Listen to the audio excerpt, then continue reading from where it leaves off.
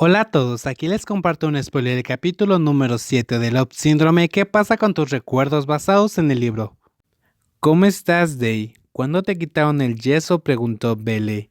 Bien, respondió Day con calma. Sé que estás bien, pero quiero saber más que eso, dijo Belle. Las extremidades estuvieron inactivas durante mucho tiempo. Está un poco débil, pero ejercicio hago todos los días. También está cobrando mucha fuerza, respondió Day. ¿Qué pasa con tus recuerdos?, preguntó Belle de nuevo. Porque todos lo sabían, Day estaba todavía un poco mal.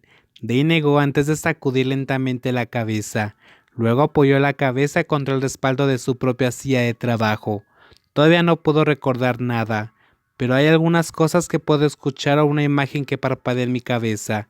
Después de un tiempo, sigo un dolor de cabeza, dijo Day sin rodeos.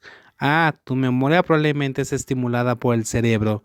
Sabía que pronto de recordar a todo, dijo Belle alentador. Day asintió. ¿Qué hay de Brick? ¿Cómo están Day y Brick?, preguntó Belle, dándose cuenta, porque tan pronto como todos supieron de la amnesia de Day, todos sintieron lástima por Brick. No pasa nada aquí, respondió Day. Claro, para ser honesto, tengo miedo. Tenía miedo de que Day fuera malo con Brick. Me temo que a Day no le importe a Brick, porque eso a Brick le dolería bastante, dijo Belle, porque realmente simpatiza con Brick. ¿Por qué te importa tanto?, preguntó Day con curiosidad. Porque todos le decían a Day que simpatizara mucho con Brick y que fuera muy bueno con él. Es porque Brick es una persona a la que Day quiere mucho. Brick también es una persona encantadora. Es mimado, pero se lleva bien con todos. A los niños de la tienda les encanta Brick, le dijo Belle a Day para pensar. Day se sentó en silencio. Sobre mi memoria, sí volverá por sí sola. Pero ahora quiero saber más de la tienda. Day cortó el capítulo antes de hablar con Belle sobre el trabajo en la tienda porque tienen que revisar, discutir y consultar todo lo de hace 3 años. El suspiro de Brick sonó mientras subía su bolso a la habitación. Brick se sentó a los pies de la cama, mirando su bolso y el de Day con una mirada perpleja, porque cada vez que vienen a la tienda, Day suele ser el que mete la ropa de la bolsa al armario. Debemos ser nosotros. ¿Qué tengo que hacer?, se dijo a sí mismo antes de levantarse. Colgó la ropa de su bolso y puso las provisiones en el tocador. Cuando todo estuvo hecho, Brick vino y se acostó en la cama mientras miraba el techo de la habitación con ojos cambiantes. Para Brick no es difícil de adivinar. Probablemente Day esté hablando sobre el trabajo en la tienda con Belle en este momento. Ring, ring, ring. El teléfono de Brick sonó. Brick lo levantó antes de fruncir el ceño al ver que era un número desconocido.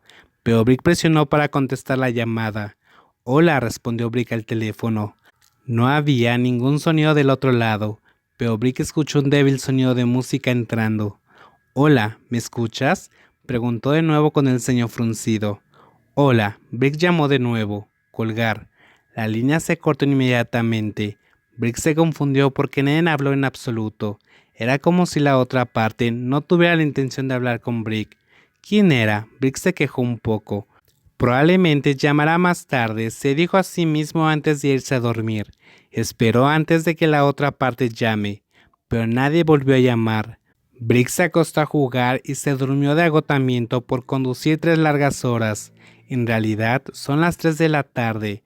¿Qué comieron Day y Brick?, preguntó Belle mirando el reloj de la pared.